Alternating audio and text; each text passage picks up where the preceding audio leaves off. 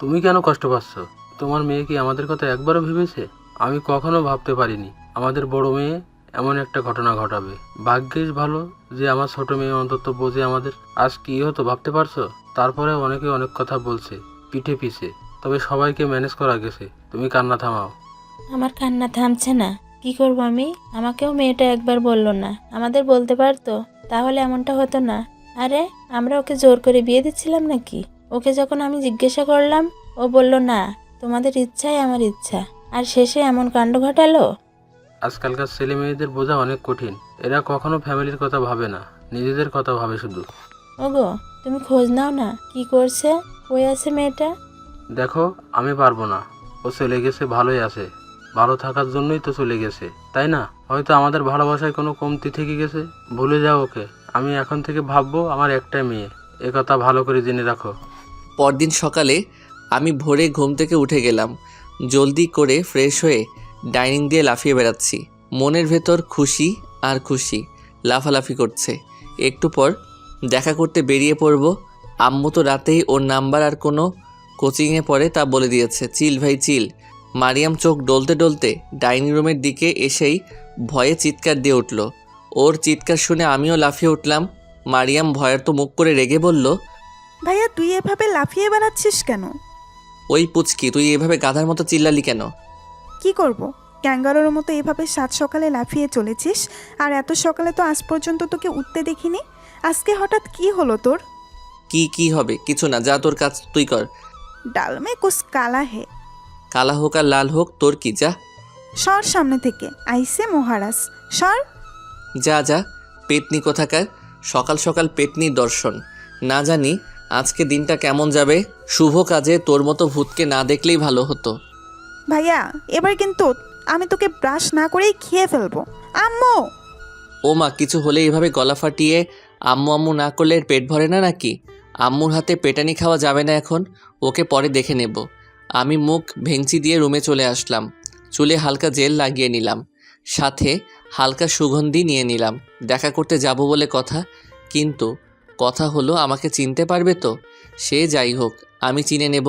নাবিদের phone চলে এসেছে। Phone ধরতেই ও বলল যে বাসার নিচে দাঁড়িয়ে আছে। আমি দেরি না করে দ্রুত চলে আসলাম। আমাকে দেখে ও অবাক। এভাবে ফিটফাট হয়ে এসেছি হয়তো তাই, কিন্তু এদিকে আমি তো ওকে দেখে ডাবল অবাক। ভাই, মেয়ে আমি দেখতে যাচ্ছি নাকি এ দেখতে যাচ্ছে? নাবিদ বলল, এভাবে তাকিয়ে আছিস কেন? এসব কি? কি সব? এই যে একেবারে নবাব সেজে এসেছিস, এসব কি? আরে বেটা, ভাবিকে দেখতে যাচ্ছি। ওখানে তো ভাবি একা থাকবে না, বান্ধবীরাও থাকবে না। সব দিক থেকে প্রস্তুতি নিয়ে রাখতে হবে না? চল চল। বাহ বন্ধু বাহ, তলে তলে এমন প্ল্যান। চল, চিন্তা করিস না, একটা পটিয়ে দেব। চল চল। আফরিন কোচিংয়ে এসে বসে আছে মনমরা হয়ে সকাল থেকেই। দুইটা কোচিং শেষ করে সোজা কোচিংয়ের সামনের রেস্তোরাঁয় চলে আসলো। একদম পেছনের দিকে এসে বসে গেছে আফরিন। আফরিনের এমন হাবভাব দেখে মাইশা আর নাদিয়া অবাক। ওরা দুজনে বসে পড়ল। নাদিয়া বলল, কিরে আফরিন, তোর কি হয়েছে? এমন মনমরা হয়ে আছিস কেন সকাল থেকে? হ্যাঁ, আমি লক্ষ্য করলাম। আফরিন, কি হয়েছে রে? এভাবে চুপ করে আছিস কেন? কিছু হয়েছে? আফরিন আনমনা হয়ে বলল, বাসা থেকে বিয়ে ঠিক করে ফেলছে, সেই জন্য মন একদম ভালো নেই। আমার সব স্বপ্নগুলো ভেঙে গেল। আফরিনের কথা শুনে ওরা দুজনে অবাক হয়ে গেল। আফরিন, কি বলছিস এসব? আঙ্কেল আন্টি এটা কিভাবে করতে পারে? আরে বিয়ে আসলে বড় আপুর হওয়ার কথা ছিল, কিন্তু শেষে সে পালিয়েছে আর ফেসে গেছি আমি। কি? আপু এমনটা কি করে করলো? আর যা করেছে আপু করেছে, এখানে তোকে কেন বিয়ে দেবে?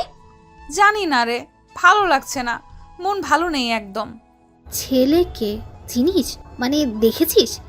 আপুর সাথে বিয়ের কথা চলছিল, তার সাথেই। কি? আরে ভাই, এটা কেমন কথা? ছেলে তো তাহলে 30-35 বছরের হবে। এটা কি হলো? পাগল পেয়েছে নাকি? না, 4 বছরের বড়। এই যে ছবি। আফরিন ফোনটা এগিয়ে দিল। নাদিয়া আর মাইশা ছবিটা ভালো করে দেখতে লাগলো। মাইশা কিছুক্ষণ পর মুচকি হাসলো। আফরিন বলল, হাসছিস কেন? না, এমনি ছেলেটা দেখতে জোস। আমার বিয়ে ঠিক হলে আমি করে নিতাম। আফরিন, আমি তো ভেবেছিলাম ছেলেটা বুইড়া বেটা হবে। এই তো দেখছি ইয়াং, মনে হচ্ছে আমাদের বয়সী। ছেলেটা ইয়াং, কিন্তু আফরিনের তো মত নেই, তাই না? এভাবে জোর করে কিছু করা ঠিক না। আঙ্কেলকে বুঝিয়ে বললে বুঝবে মনে হয়।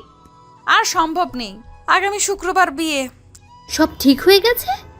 হ্যাঁ। আচ্ছা, ছেলেটার সাথে কথা বলেছিস? ছেলেটাকে বলে দেখ সে কি বলে। না, আমি এখনো কথাবার্তা বলিনি। আমার ভালোই লাগছে না, মনে হচ্ছে ওই বেটাকে ধরে আস্তা মতো কেলাই। আমরা এদিকে কোচিংয়ের সামনে তো চলে এসেছি, কিন্তু মেয়েটাকে কিভাবে খুঁজে বের করব? কি ঝামেলায় পড়লাম। এখানে আশেপাশে মেয়ের অভাব নেই। এই বন্ধু নাবিদ, ওই মেয়েকে চিনব কেমন করে? মানে? আরে দেখছিস না, সবাই বোরকা পর, এখন চিনব কেমন করে? আসলেই তো, একটা কাজ কর, ফোন দে, নাম্বার তো আছে। ও ঠিক বলেছিস। আমি নাম্বারটা বের করে মেয়েটার কাছে ফোন দিলাম। রিং হচ্ছে, ধরছে না কেন? মেয়েটার নাম যেন কি বলেছিল আম্মু? ও হ্যাঁ, আফরিন। এদিকে নাদিয়া বলে উঠল, এই আফরিন, তোর কল এসেছে। বাসা থেকে মনে হয় ফোন দিছে, কেটে দে, কথা বলতে ইচ্ছে করছে না। না রে, আননোন নম্বর। বাসার নাম্বার তো সেভ করা থাকে, তাই না? ধুর, ভাল লাগে না। দেখি এদিকে দে। আমি নাবিদকে বললাম, কিরে দোস্ত, ফোন ধরছে না যে? আবার দে, কোচিংয়ে আছে মনে হয় এখনো, আরেকবার দিয়ে দেখ। আচ্ছা। এবার ফোন দিতেই আফরিন ফোনটা ধরল। আফরিন ফোনটা ধরে বিরক্তিকর কণ্ঠে বলল, কে? আমি কণ্ঠ শুনে হারিয়ে গেলাম। হারিয়ে যাওয়ার মতোই কণ্ঠ রে ভাই। এ তো এখনই আমার মনের মাঝে ঢুকে গেছে। কি চিকন কণ্ঠ! কণ্ঠের মাঝে এক আলাদা মায়া আছে। চিকন কণ্ঠটা যেন বুকে এসে লাগছে। নাবিদ আমাকে হালকা ধাক্কা দিতেই আমি যেন হুঁশে ফিরলাম। তবে এখন কি বলবো বুঝতে পারছি না। এমন সংকোচ আগে কখনো ফিল হয়নি। হয়তো মনের ভেতরের আবেগগুলি সব হারিয়ে চলেছে। আমি এসব ভাবার মাঝেই আফরিন আবার বলে উঠল, হ্যালো, কে? আমি এবার বলে উঠলাম, আমি। কণ্ঠটা কেমন নিচু স্বরেই হলো মনে হচ্ছে। আফরিন বিরক্তিকর ভাব নিয়ে বলল, আমিটা কে? নাম নেই আপনার? আমি? আরে আমি। আজব তো, কি আমি লাগিয়ে রেখেছেন? ফাজলামি করছেন? সরি, আমি রাফি। রাফি? কোন আফরিনের মাথায় হঠাৎ খেয়াল আসলো। আরে এটা তো ওই ছেলেটা। আফরিন দ্রুত ফোনটা কেটে দিল। আফরিনের এমন কাজ দেখে নাদিয়া বলল, কি রে, কি হলো? এইভাবে হঠাৎ করে ফোন কেটে দিলি কেন? আর এমন ভাব করছিস কেন? কে ছিল? ওই বুইড়া বেটা। বুইরা বেটা? ও বুঝতে পেরেছে, আমাদের দুলা ভাই। দেখ, ফাজলামি করবি না, আমার ভয় করছে। আরে কিসের ভয়? পাগল নাকি তুই? দেখ, বিয়ে যখন ঠিক হয়েই গেছে তখন ভয় পেলে চলবে না। এখন থেকে ছেলেটাকে নিজের কন্ট্রোলে রাখ। এদিকে নাবিদ আমাকে বলল, কিরে ভাই, কি হলো? কেটে দিল। কিছু বলেনি? না, কেটে দিল ঠাস করে। আবার ফোন দে। যদি রাগ করে? দিয়ে তো দেখ। আচ্ছা, দিচ্ছি। আমি আবার ফোন দিলাম।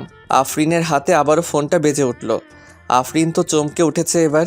আফরিন ফোনের দিকে তাকিয়ে দেখলো আবার ফোন আসছে। ও নাদিয়া আর মাইশার দিকে তাকালো। নাদিয়া বলল, দেখি আমার কাছে দে, আমিও তো দেখি আমাদের দুলা ভাইয়ের ভয়েস কেমন।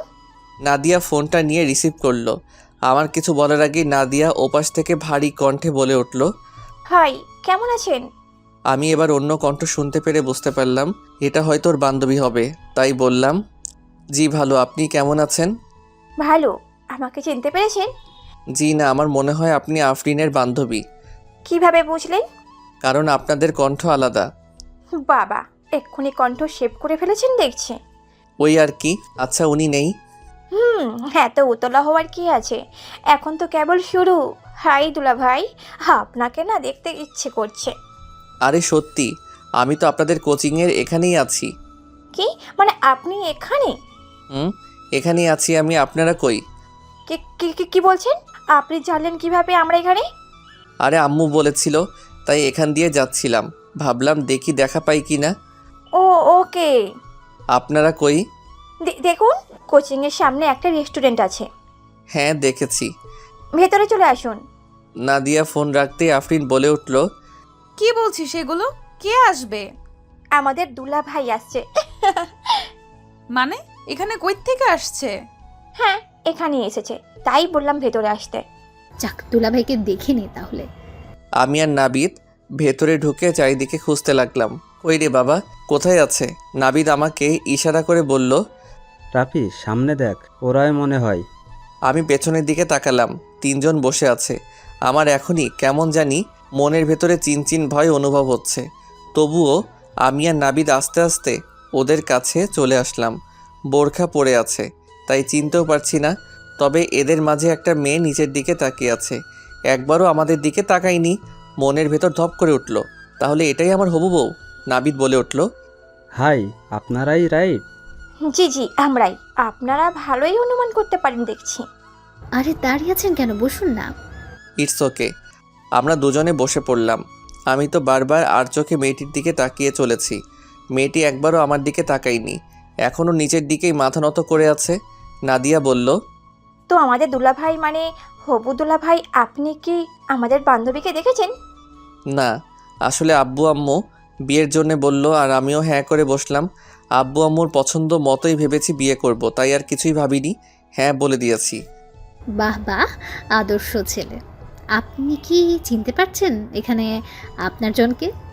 আমি একটু লজ্জামাখা সুরে বললাম, না চেনার কি আছে, আসলে মানুষের মন অনেক সেনসিটিভ হয়। মনের ব্যাপারগুলো মন আগে থেকেই বুঝে নেয়। আমি তো ওনাকে প্রথমেই চিনে ফেলেছি। আমার এমন কথা শুনে এবার প্রথমবারের মতো আফরিন আমার দিকে একবার তাকালো, আমিও তাকিয়েছিলাম। দুজনের চোখ দুজনের চোখের সাথে যেন শক খেলো। ও সাথে সাথে মাথা নিচু করে নিয়েছে, আমিও একটু লজ্জা পেলাম। মাইশা বলল, আপনি না দেখে বিয়ে করবেন?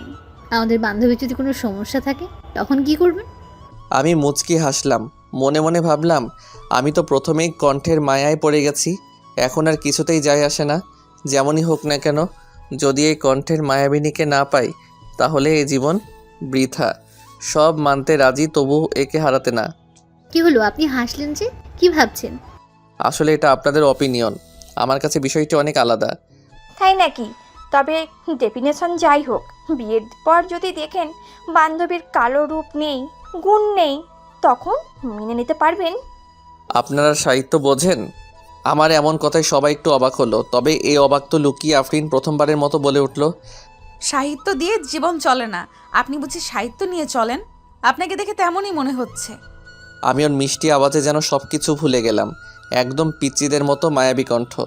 আচ্ছা, আমাদের বিয়ে হলে কি বলবো আমি? পিচ্চি বউ বলে ডাকবো? হ্যাঁ, মন্দ হবে না। নাবিদ আমাকে হালকা ধাক্কা দিল, আমি যেন কল্পনাতে ডুবে যাচ্ছি বারবার।